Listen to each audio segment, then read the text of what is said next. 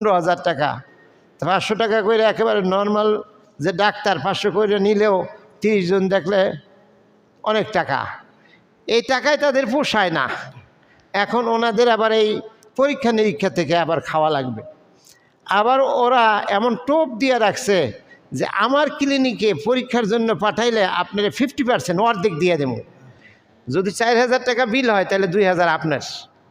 এই জন্য দেখবেন এই ডাক্তারের প্যাডের মধ্যে স্লিপ দিয়ে দেয়, নিয়ে ওখানে জমা দেয়। জমা দিলে ওরা কয় রেফার করছে কোন ডাক্তারে, মানে কোন ডাক্তারে আপনারা পাঠাইছে সেইটা আবার হারা লিস্ট করে রাখে, এবং ওই যত টাকা বিল হইলো সেটা ওই শেষে ওখানে লেখে। তার মানে ওখানের 50% তার পাওনা আছে। নাউজুবিল্লাহ। কয় দিকে খায়, এই দিক দিয়েও কাটে, সেই দিক দিয়েও কাটে, দুধারা তলোয়ারের মতো।